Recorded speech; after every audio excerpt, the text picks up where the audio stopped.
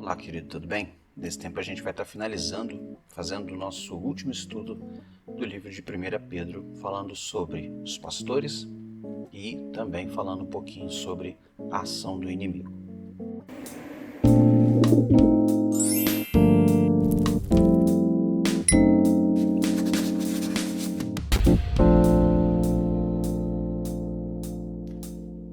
Esse trecho que a gente vai estudar hoje, o capítulo 5, Pedro está falando para os anciãos. A palavra grega ali é presbúteros, e esse termo significa anciãos ou presbítero. Presbítero é aquele que tem um presbitério, que tem um rebanho, que tem um aglomerado de pessoas ali para que ele possa cuidar.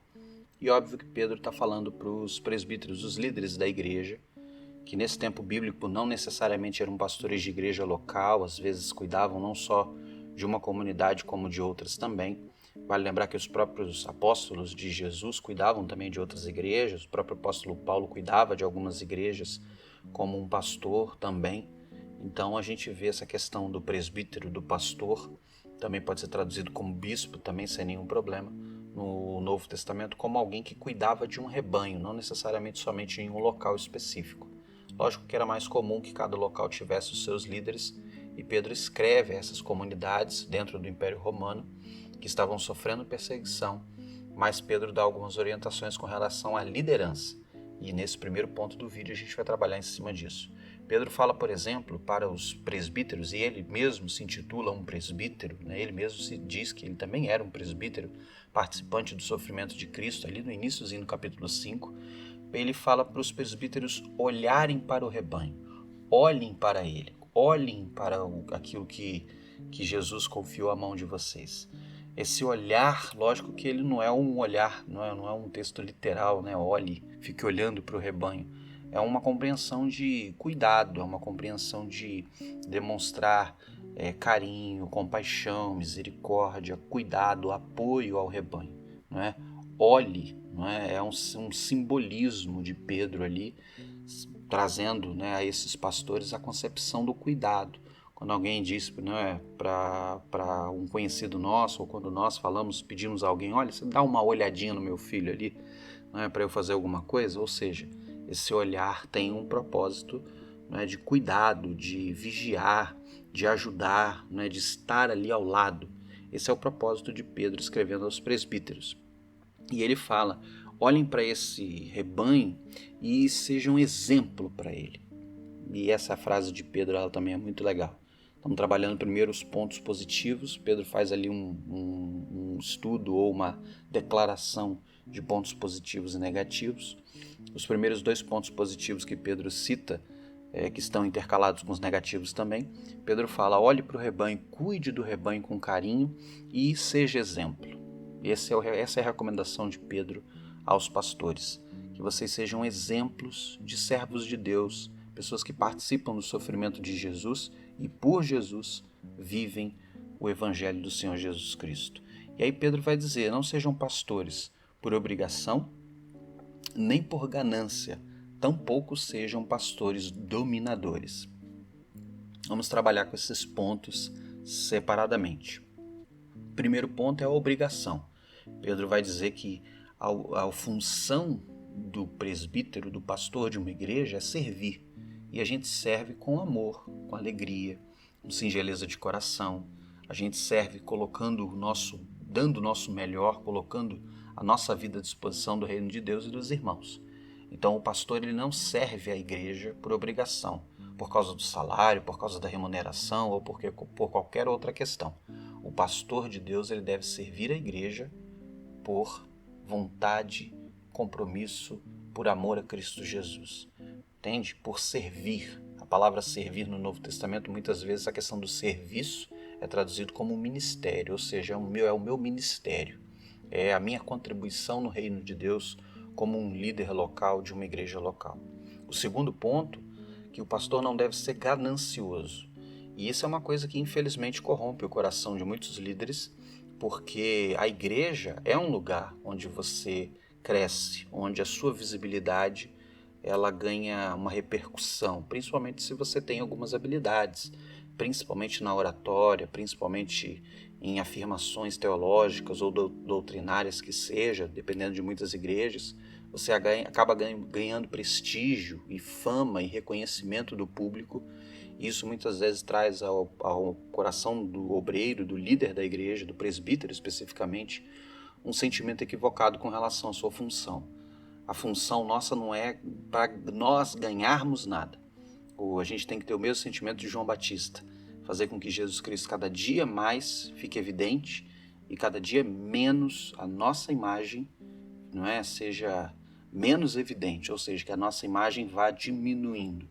É lógico que, como por exemplo, eu como pastor estou aqui explicando a respeito do texto bíblico, a gente obviamente acaba expondo a nossa imagem, acaba colocando a nossa imagem à mostra, tentando representar a pessoa de Cristo na nossa simplicidade, nos nossos erros. É lógico que a nossa imagem acaba aparecendo nesse contexto de ser pastor, mas o texto mesmo, Pedro já vai dar a receita. A função de vocês é não serem gananciosos, é serem exemplo. A imagem de vocês é uma imagem que deve ser exemplar para que brilhe por vocês e por meio da obra de vocês a pessoa de Cristo Jesus. Então, um pastor de Deus, ele não deve ser ganancioso. Ele não deve buscar o ministério para a glória pessoal, para enriquecimento, para desenvolvimento da sua imagem, do seu status. Esse não deve ser o propósito. Lógico que a gente usa a nossa imagem para a proclamação do reino, a gente está exposto, óbvio, à frente de uma igreja, ou no canal do YouTube, ou numa palestra que às vezes é filmada, mas quem tem que ser evidenciado por meio da nossa imagem é a pessoa do Senhor Jesus Cristo. E o segundo ponto é: não sejam dominadores. É possível nós sermos dominadores de pessoas. Um pastor pode dominar um rebanho por causa de sua pregação, mas ele também pode, a gente até comentou num culto que a gente estava participando aqui na igreja, o pastor ele pode dominar a igreja por autoritarismo, ele pode dominar a igreja por pregar fora da palavra de Deus. Como assim? Ele domina a igreja aplicando medo sobre a igreja.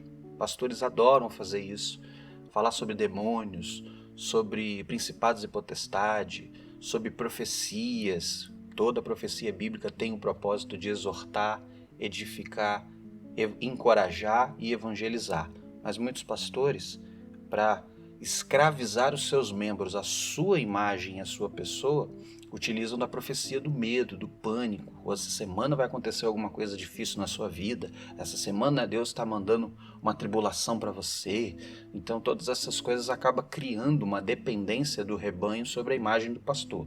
Então é muito fácil você dominar um rebanho. A gente que trabalha com psicologia, que estuda um pouquinho de psicologia, eu não sou psicólogo, mas estudo há muitos anos psicologia, a gente que compreende e está à frente de uma igreja, a gente sabe que a gente, como servo de Deus, a gente pode manipular o rebanho pela forma com que a gente fala, com uma forma com que a gente traz um posicionamento, a forma com que a gente prega, o que nós estamos pregando.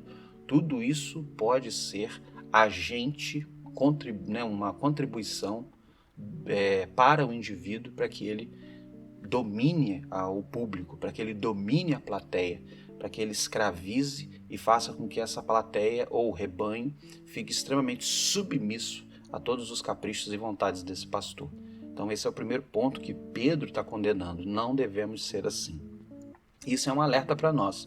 Se a gente chega numa igreja e percebe que o pastor desta igreja é o centro e o firme fundamento daquela comunidade, algo está errado.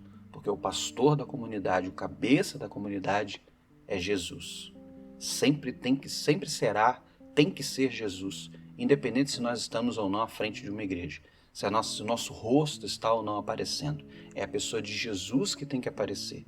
Nunca o ministério do pastor, a pregação do pastor, o poder da oração, da profecia do pastor. Não, quem aparece é Jesus. Nós somos somente instrumentos dele para cuidar do rebanho.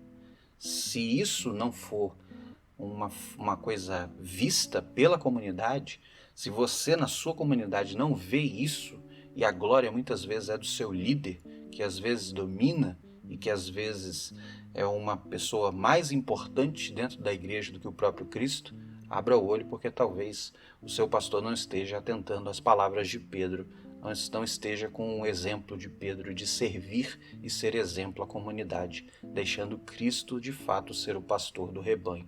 Muitas vezes acontece isso pelo propósito que Pedro coloca no seu escrito, que é a ganância, o poder, a fama, o prestígio e todo o adorno que a imagem, que a fama, que você subir num altar traz ao indivíduo. Isso corrompe o coração e o pastor tem que ficar longe disso. Esse é o primeiro ponto. O segundo ponto, Pedro fala sobre o inimigo. Fala, olha, lembrem, o texto que é muito interessante, verso de número 8 do capítulo 5, ele diz assim, estejam alertas e vigiem. O diabo, o inimigo de vocês, anda ao redor de vocês como um leão, rugindo, procurando a quem possa devorar. É interessante porque Pedro faz uma analogia do diabo como um leão. E óbvio que Pedro está falando sobre um rebanho. Pedro acabou de falar sobre pastores. Pastor cuida de um rebanho. E Pedro se utiliza do mesmo exemplo ali para falar sobre o diabo rugindo atrás do rebanho querendo tragar alguém. É interessante essa analogia porque esse é o propósito do inimigo. O propósito do inimigo é derrubar os servos de Deus. E é interessante que Pedro diz que ele está ao nosso derredor. É interessante que ele diz que ele está nos rodeando ali, está à nossa volta, tentando nos tragar, tentando nos derrubar, colocando na nossa vida armadilhas, tentações, dificuldades, que muitas vezes ele sugere à mente humana, que chega a nós por meio de pessoas, por meio de circunstâncias e situações, para fazer com que a nossa fé seja testada e provada, para fazer com que nós continuemos ou não servindo a Deus. Então é importante que a gente vigie, é importante, como diz Pedro, que a gente ore, que a gente busque Deus, que a gente louve ao Senhor para poder continuar vivendo com o Senhor Jesus Cristo. É importante isso para a gente poder, de fato, ser servo de Deus durante a nossa caminhada e não, obviamente, ser tragado pelo mal. O propósito do inimigo agora é ser inimigo daqueles que servem a Deus. Paulo mesmo vai dizer em Efésios, capítulo de número 6, que a nossa luta não é mais contra carne nem sangue, mas agora é contra principados e potestades. Sabendo disso, a gente precisa firmar o nosso coração em Jesus, viver para Ele e entender que a gente vence o inimigo não é com poderes espirituais, é com a nossa retidão, é com a nossa vida dedicada ao Senhor Jesus Cristo, com a nossa vida de oração, de leitura bíblica, de sinceridade de coração, de honestidade, a gente consegue vencer as ciladas do diabo. Amém? Esse é o estudo de Pedro. Pedro também diz, para a gente fechar, ele diz, versos 6 e 7, portanto, humilhem-se debaixo da poderosa mão de Deus para que Ele vos exalte em tempo devido. Não é? Lancem sobre Ele a vossa ansiedade, porque Ele tem cuidado de vocês. Esse é um texto fantástico de Pedro também, dizendo, Deus é um Deus que cuida do seu povo. Sempre foi assim, sempre será assim. Que Deus nos abençoe. Se você tem qualquer dúvida, pergunta sobre o livro de Pedro, faça, porque o próximo vídeo eu quero fazer perguntas e respostas sobre. Se não tiver, a gente já passa para o próximo livro e continua estudando a palavra de Deus, viu? Deus abençoe sua vida, compartilha esse vídeo com seus amigos para que a gente estude junto e que você esteja nos próximos livros aí, estudando a Bíblia com a gente. Deus abençoe sua vida em nome de Jesus.